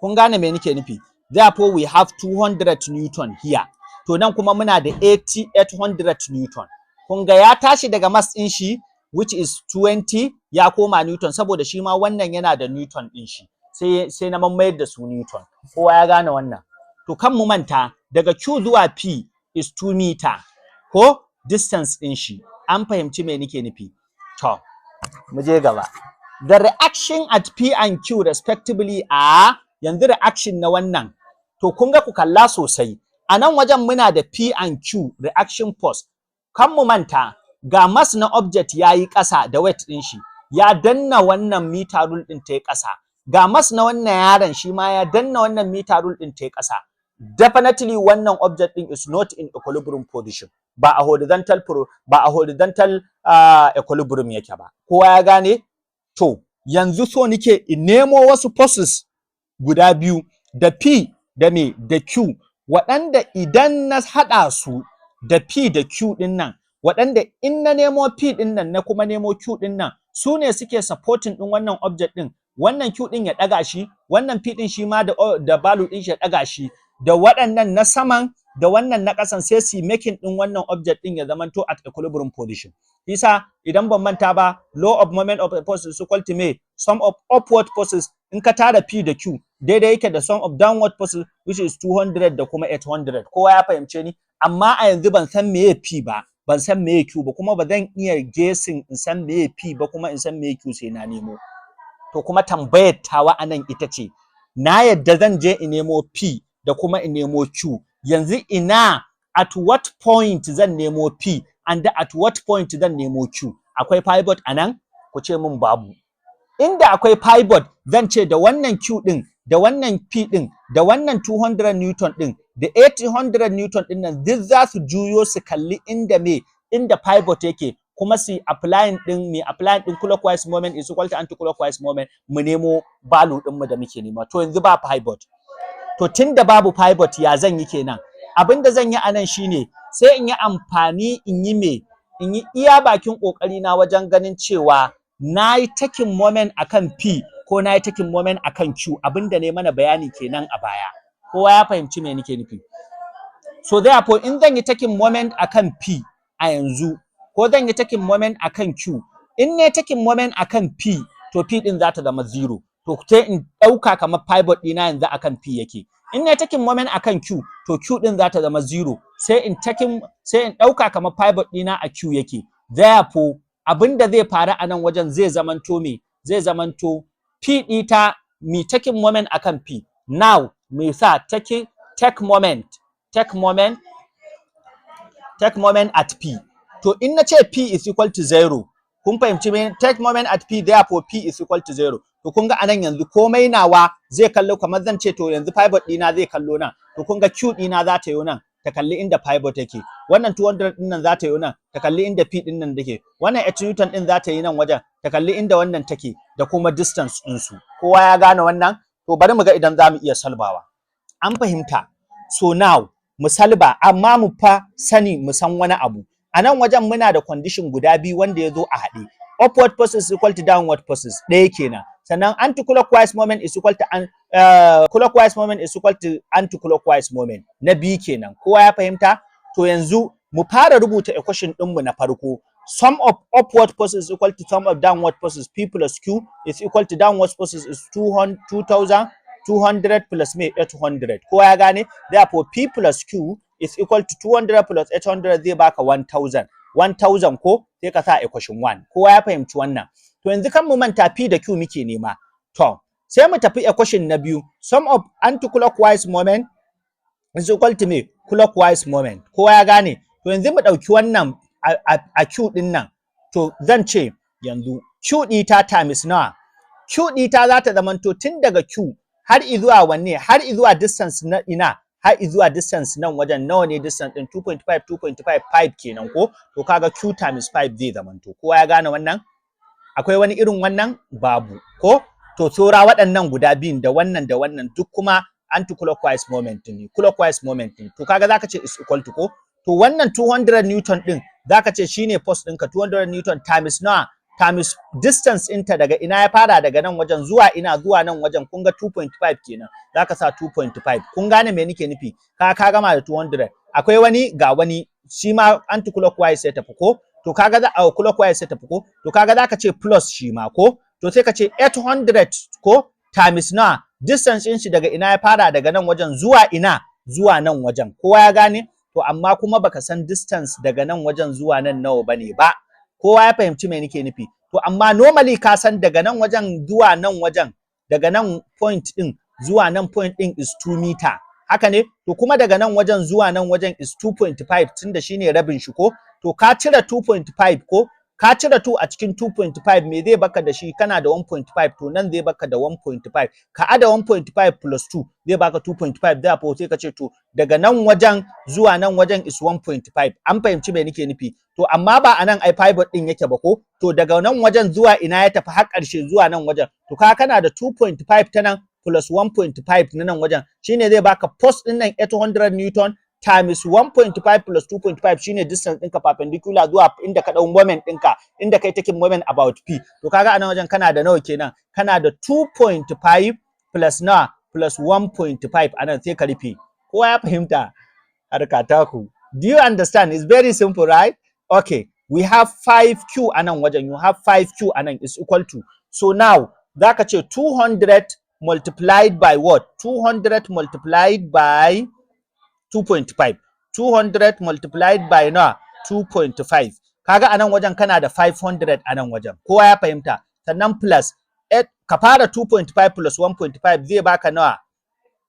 4 kenan ko? Kaga zai baka 4 kenan ko? In ka danna let's say yanzu 2.5 plus na 1.5 ko? Zai baka 4. To kaga zaka ce 800 times 4 kenan.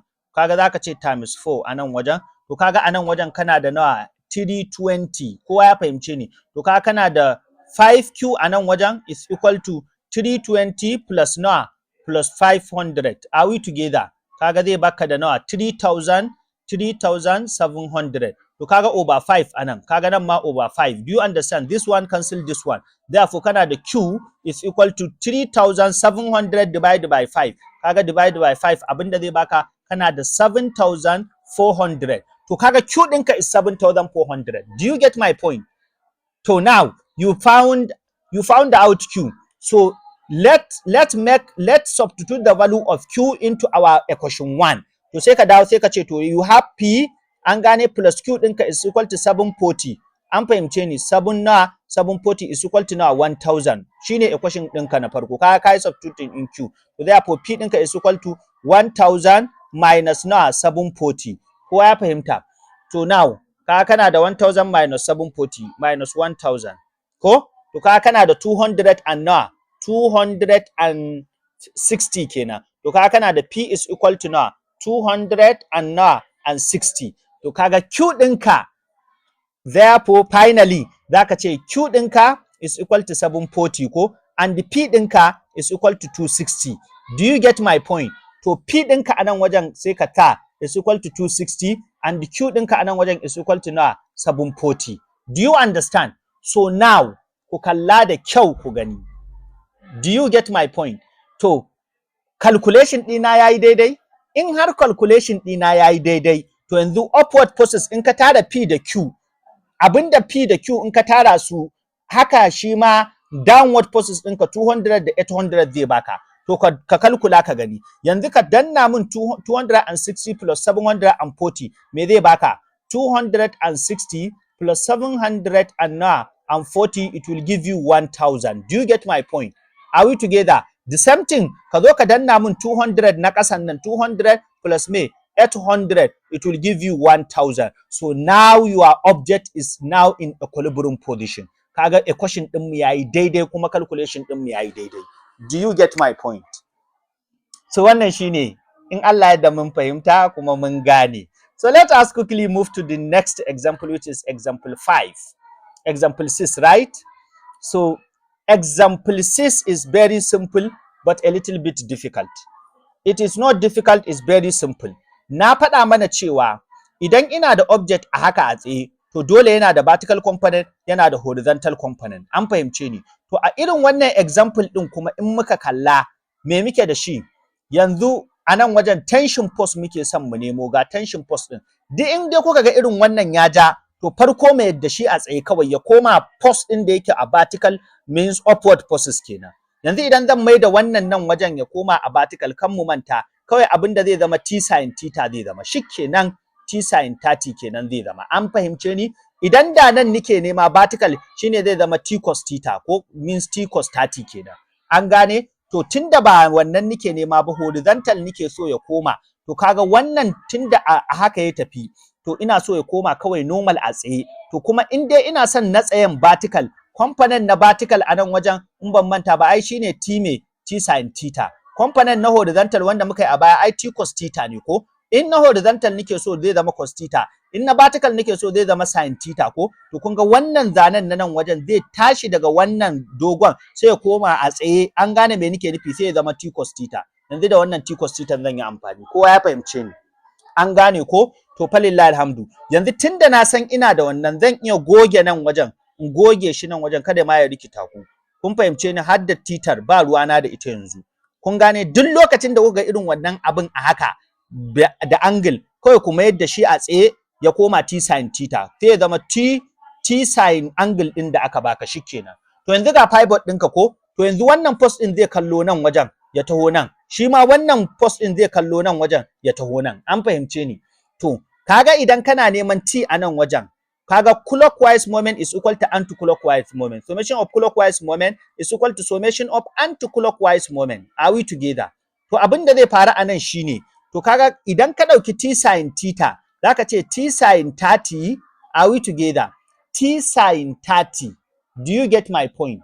An gane? Multiplied by what will be your distance from the point ɗinka zuwa pivot ɗinka. Kun ga daga nan wajen zuwa nan ne. To amma mu sani 20 daga nan wajen 20 zuwa nan ne ko?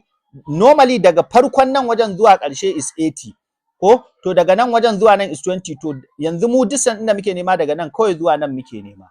An fahimci me nake nufi? Daga nan wajen zuwa nan kawai muke nema. An fahimta? To 20 da 80, to 80 minus 20 zai baka, nan zai baka 60 kenan.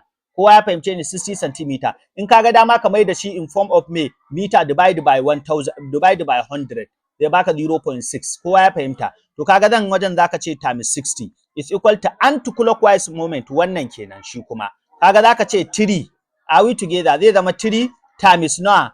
Times distance tun daga nan wajen zuwa ƙarshen nan wajen. To kaga 80 minus 10 me zai baka? 70 kenan. To kaga daga nan wajen zuwa nan wajen ko is 70 yanzu kake da shi.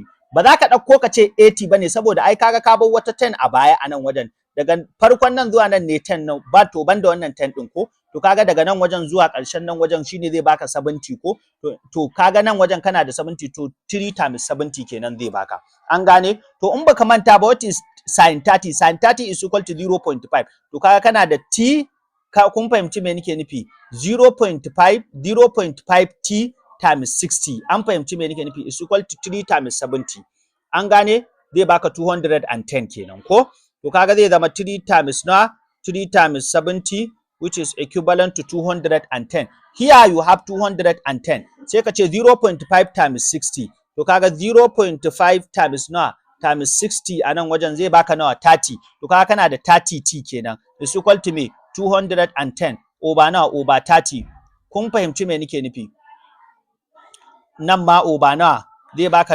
over 30 are we together to kaga anan wajen ta tafi da wannan ko therefore t is equal to 210 this cancel this therefore kaga 21 kenan ko do you understand zai zama 21 divided by 3 is equivalent to 7 to t ɗinka za ta zama to 7 are we together to therefore t ɗinka anan wajen is equal to 7 ka gama da wannan equation ɗin therefore saboda t ɗin aka ce ka nemo tension force ɗin aka ce ka nemo kowa ya fahimci me nake nufi wannan kenan so kaga mun gama da wannan so let us quickly move to the next moment of a couple.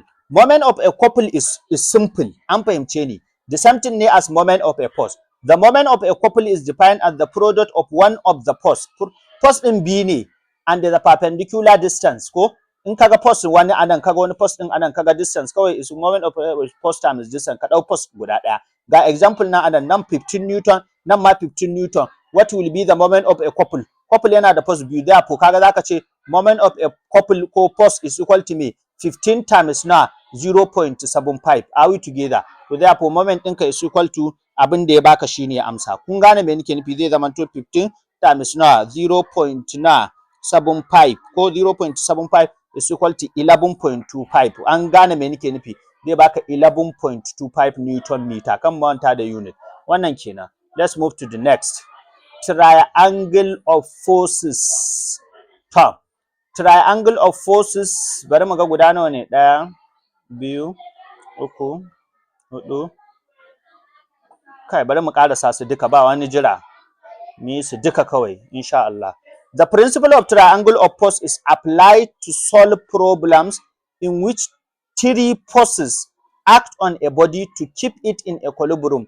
It states that when a body is in equilibrium under the action of three forces, in the forces guda uku ne, misali object ne nan, force ɗaya nan wajen tension force, wani ya rike shi ta nan wajen, wani kuma ya rike shi ta ƙasa, to sai mu amfani da triangle of a forces. An fahimce ni? Shine yake magana, it states that when a body is in equilibrium under the action of three forces, wannan object ɗin is in equilibrium, amma under the action of three forces, ga force ɗaya, ga wani force ɗin, sai aka ce me, the three forces can be represented in magnitude and direction by the three sides of triangle. To sai ka san yacce za kai designing ɗin waɗannan su koma in terms of three sides of triangle.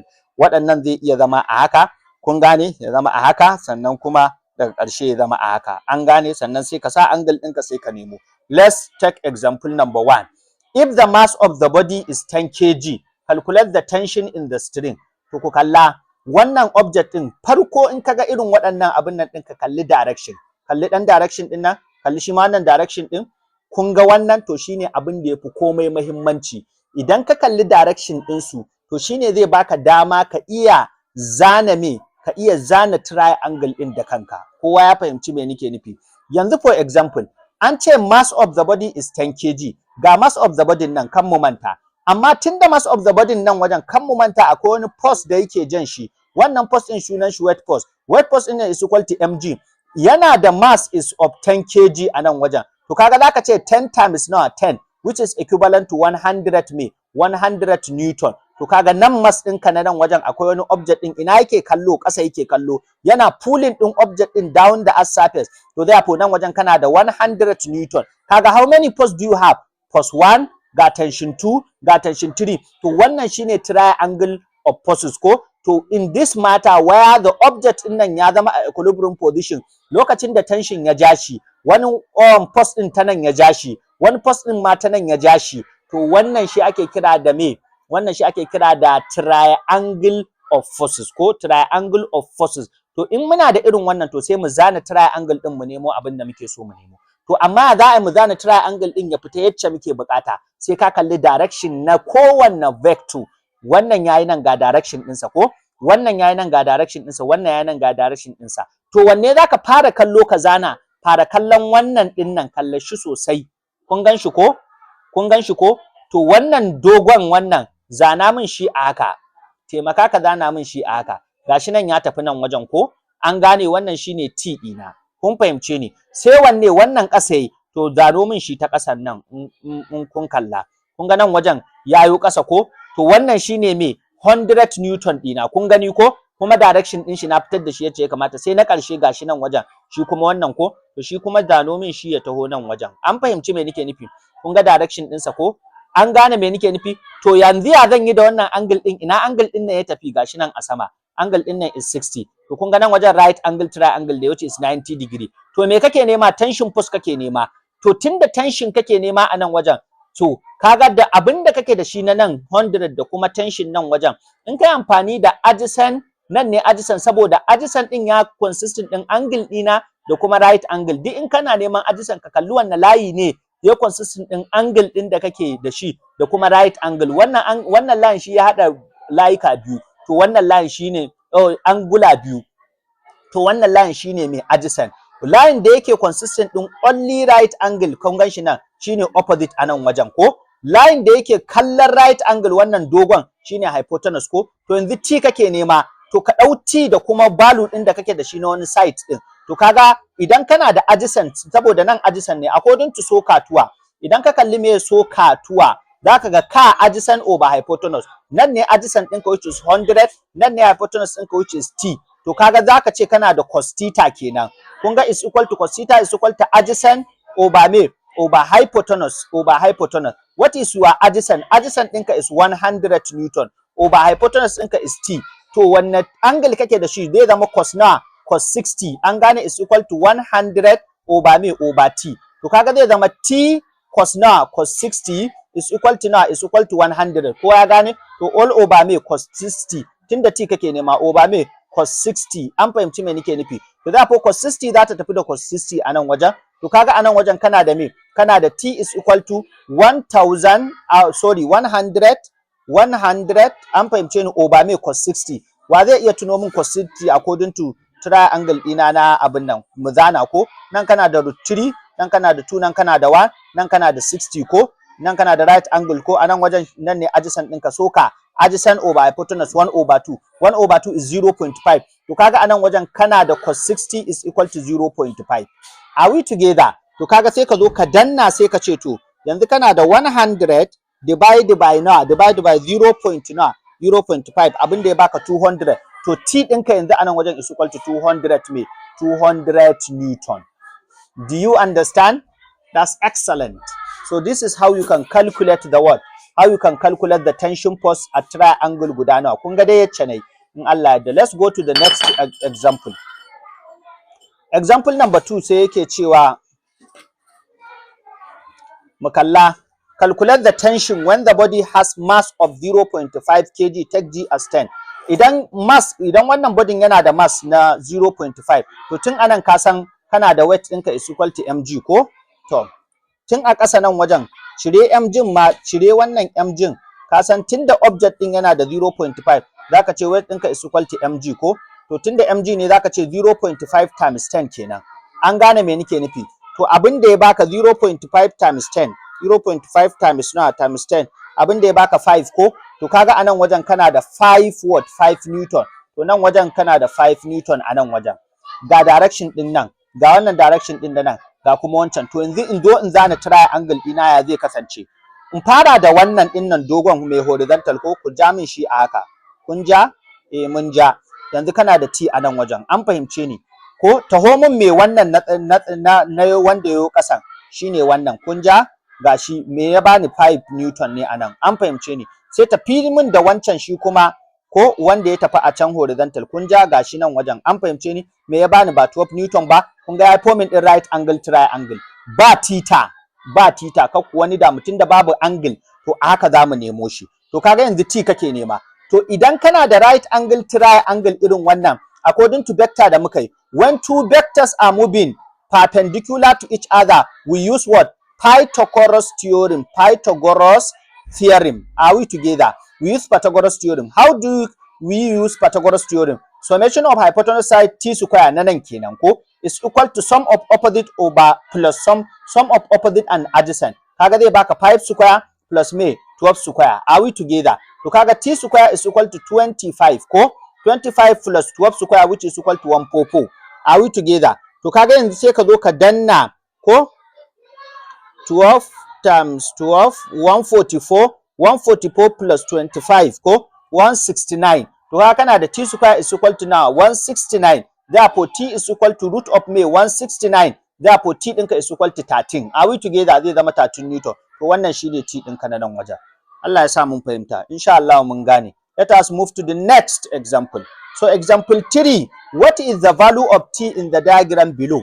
In dai kana da irin wannan, in dai kaga irin wannan example din a equation ɗinka, abinda za ka yi abu guda ɗaya ne, kakka daɗa kakka raga, yi mun ƙoƙari ka mayar mun da wannan abin nan ɗin su zamanto upward forces kawai. Wa zai tuno? Idan yanzu ina da wannan haka ina son mayar da shi upward forces kawai zai zama t sin theta. Kan mu manta ko? Idan vertical ne shine zai zama t cos theta ko? To yanzu diagram ɗina ku kalle yacce zan kasance da shi. Yanzu nan za ku ga ya canza kama. Yanzu idan na sa shi a nan wajen, ina da force ɗina a nan wajen which is equal to 20 Newton. Wannan na farkon mai t ɗin ta zamanto t sin 30. Shine force ɗina na wannan t ɗin ta wannan ɗin nan. Ita kuma wannan ita ma sai ta yi sama, sai ta zamanto ita ma t sin 30. Ita ma the something, an gane me nake nufi. Na gama sai in ce yanzu upward forces is equal to me downward forces. Shikenan sai in dawo sai in ce to t sin theta, an fahimce ni, plus wata t sin theta su ne na saman ko? An gane is equal to me 20 Newton. Ko sum of me upward force is equal to sum of me downward force. Are we together? To t plus t, an fahimce ni, t sin theta plus me t sin theta is equal to 2t sin 30. Are we together? Is equal to 20 Newton. Do you understand? To kaga nan wajen ina da sin 30. Sin 30 is 0.5. An fahimci me nake nufi? To zaka ce min kana da 0.5, an gane, times times 2 ko? Kaga zai baka 1. To in ya baka 1 nan zai baka da only t kenan is equal to 20 Newton. Done and dusted. Therefore t ɗinka is equal to 20 Newton. Do you understand? Na gane. In dai kaga irin wannan mayan min da su kawai su koma upward force. Daga wannan ya koma t sin theta, shi ma nan daga shi ya koma t sin theta. Da angle ɗinka an baka, shikenan ka ci gaba da tafiya. Ka gama da wannan. Masha Allah. Now let's quickly move to center of gravity. A center of gravity is the point in a body where the entire weight, what is weight? Weight is equal to me mg. Where the entire weight of the body is considered to act. Yanzu for example idan kana da ball a nan wajen, center of gravity ɗinta zai iya kasancewa mai a tsakiya, weight is equal to mg. An fahimci me nake nufi? Yanzu idan kana da kwalba a nan wajen, center of gravity ɗinta zai iya kasancewa a nan, weight ɗinta is equal to me mg. Therefore this is the center of gravity of this one. Are we together? So center of gravity is the point in a body where the entire weight of the body is considered to act. The entire weight of the body is considered to act. An fahimci me nake nufi? Therefore, in simple word, it is the balance point of any object. Duk inda object ya iya balancing. Yanzu for example yanzu idan ina da let's say abin nan cone a nan wajen. Kun ga nan wajen shine abin nan din shi. In ya tsaya a nan wajen to this is the center of gravity which is equal to mg. An gane me nake? In dai har yayi balancing ya tsaya to center of gravity din shi zai iya kasance in a center. So it is a balance point of an object. Shine in short. Idan aka ce center of gravity shine balance point of an object. Kowa ya gane wannan. So now let us quickly move to the example, ko in ce to the difference between stable, unstable and neutral equilibrium. What will be the stable equilibrium? When we say stable equilibrium, object in a stable equilibrium if when slightly disturbed. Me nake nufi da disturb? Kaɗan taɓa shi.